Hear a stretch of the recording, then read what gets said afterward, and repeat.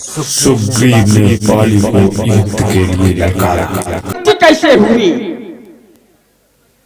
आइए मैं वो कथा सुनाता हूं आपको।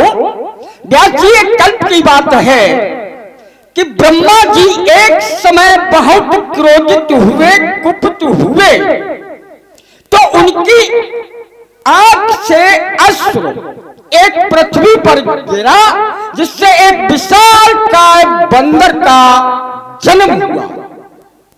उस बंदर का नाम रखा गया ऋक्षराज। उसका नाम ऋक्षराज पड़ा। ब्रह्मा जी ने आदेश किया कि हे ऋक्षराज, जाओ जंगलों में, जहां भी दैत्य राक्षस जो भी तुम्हें मिले उनको मार डालना, समाप्त कर देना। वो ऋक्षराज जंगलों में भ्रमण करता रहा। घूमते घूमते एक कुएं के पास पहुंचता है, तो उसने कुएं में झांक कर अपनी परछाई को देखा और उसने सिंहनाद किया। वो गर्जा, कुएं से भी गर्जना की आवाज आई, तो उसने समझा इसके अंदर कोई राक्षस छुपा बैठा है। ऐसा विचार करके वो ऋक्षराज उस कुएं में कूद पड़ता है, और जैसे ही वह ऋक्षराज कुएं के अंदर कूदता है, एक सुंदर सी नारी के रूप में परिवर्तित हो जाता है, परिणित हो जाता है। वहां ब्रह्मा जी ने उसका नाम ऋक्षिकी रखा, जो सुग्रीव और बाली की मैया बनी। और वो स्त्री इतनी सुंदर थी कि सबसे पहले 33 कोटि देवताओं के नायक इंद्र उस पर मोहित हो गई। तो इंद्र का वीर स्वखलित हो गया, उस ऋक्षिकी वानरी के बालों पर आकर के गिरा, जिससे बाली की उत्पत्ति हुई, इंद्र पुत्र वाली।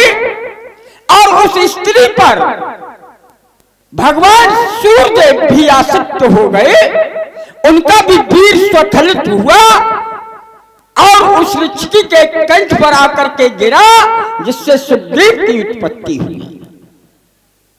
द्रोण का कारण कि मैदैत्य के 2 पुत्र हुए, मायावी और दुंदुभी।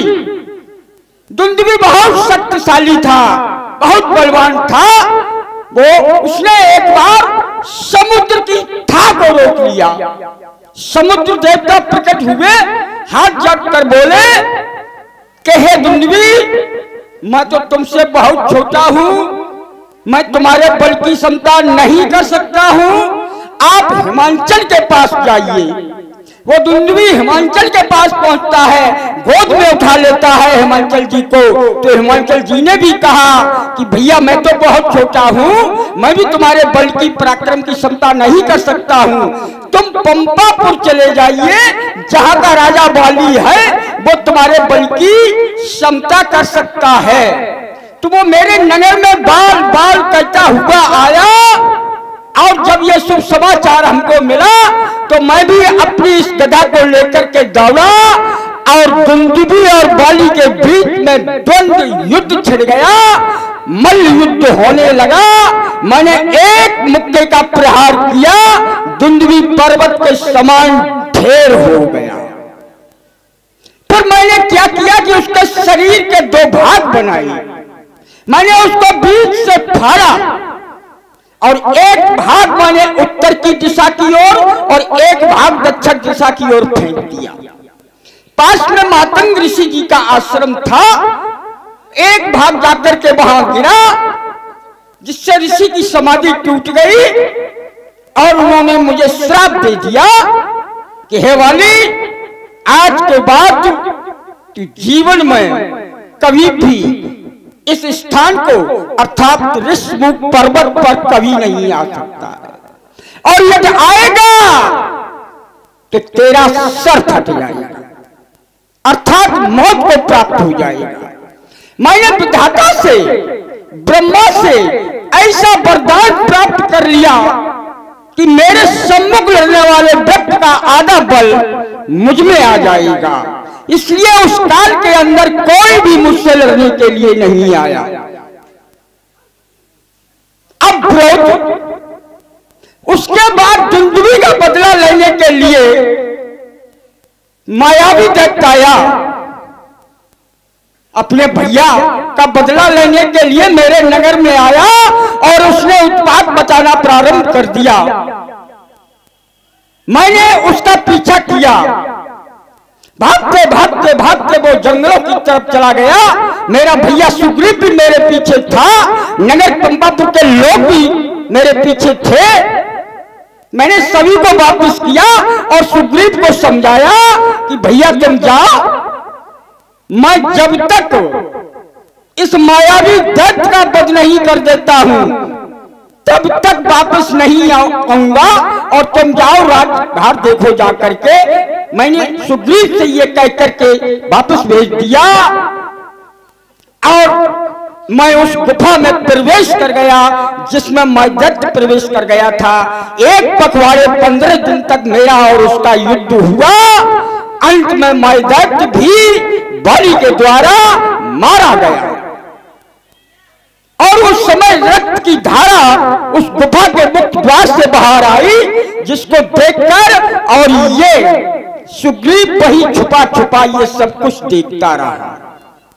तो सुग्रीव ने जाना कि मेरे भैया बाली का वध दैत्य के द्वारा कर दिया गया है। ऐसा जानकर, ऐसा सोचकर, ऐसा विचार करके उसने क्या किया कि पास में पड़ी हुई एक पत्थर की शिला थी, उस गुफा के मुख्य द्वार पर अड़ा देता है, कहीं ये दैत्य मुझे भी ना मार डाले। ऐसा विचार करके मैं हारा थका एक पखवाड़े तक जिसने युद्ध किया हो, बड़ी मुसीबत में मैं था। मैंने धीरे धीरे धीरे धीरे उस शिला को हटाया और जब मैं पुनः इसी पंपापुर में अपने राज्य में आया तो मैंने क्या देखा कि मेरा भैया सुग्रीव इस सिंहासन पर विराजमान है और वो उठा भी नहीं।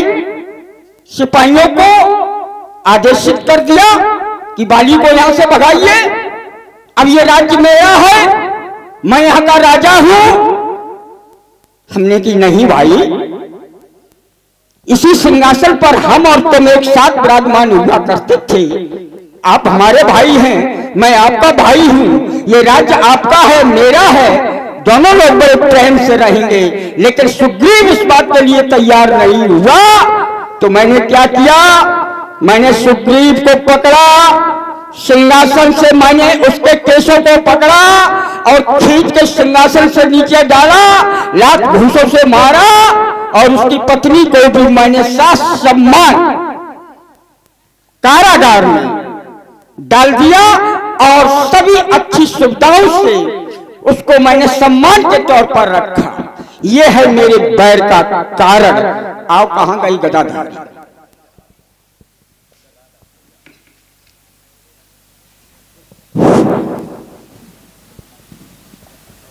आप लोगों ने मेरे भाई के वचनों को सुना, कितना सत्य और कितना झूठा। जब मैं ये चाहता था एक इस कमरे में आप दो लड़ रहे हो और उसमें क्या ढोल रखा या इतना रक्त था कि वो बाहर निकलने लगा, क्या वहां लेबलिंग थी? समझने वाली बात है। और तुम दोनों अंदर लड़ रहे थे तो क्या मुझे ये मालूम था कि तुम ही मारे गए या राक्षस मारा गया? ठीक, आप कह रहे हैं मेरा भाई ने सोचा कि भाई का वध हो गया। मैंने कैसे सोच लिया? हमने ये क्यों नहीं सोच पाया कि उस राक्षस का वध हो गया? ये सब बातें झूठी हैं। भाई साहब बाहर आइए और मैं तुमसे युद्ध करने आया हूं। सुनो, दे दो मेरी घरवाली और छोड़ जाओ घर को। ठीक, आइए बाहर आइए, सुग्रीव तुम्हें युद्ध के लिए ललकार रहा। अवश्य आऊंगा।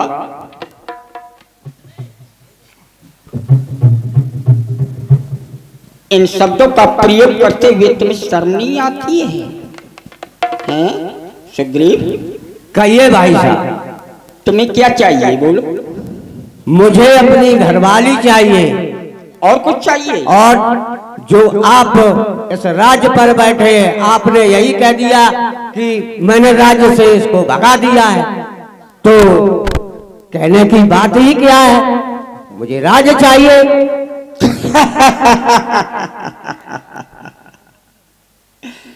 सुग्रीव भाई साहब, राज्य देना, पत्नी देना, धन देना, बंटवारा कर देना, ये शासकों के अंदर नहीं हुआ करते हैं। जो शासक होते हैं, राजनीति ये नहीं कहती है। राजनीति क्या कहती है? राजनीति इसके जो तुम अभी व्याख्यान कर रही थी उसके विपरीत जाती है। अच्छा ये बताओ, तुम इस समय कहाँ विश्राम करते हो? बहुत दिनों के बाद तुम्हारी दर्शन हो रही है। हम विश्राम करते हैं किष्किंधा।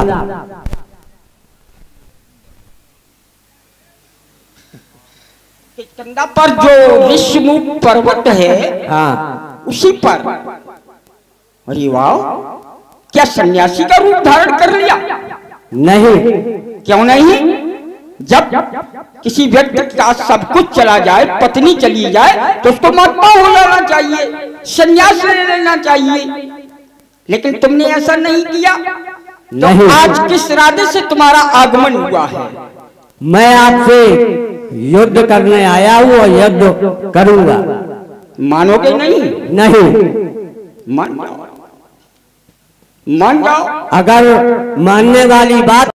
गाइज, आपसे विनम्र निवेदन है, मेरा चैनल प्रभा स्टूडियो सबसे नया, सब्सक्राइब करें, वीडियो लाइक शेयर कमेंट करें।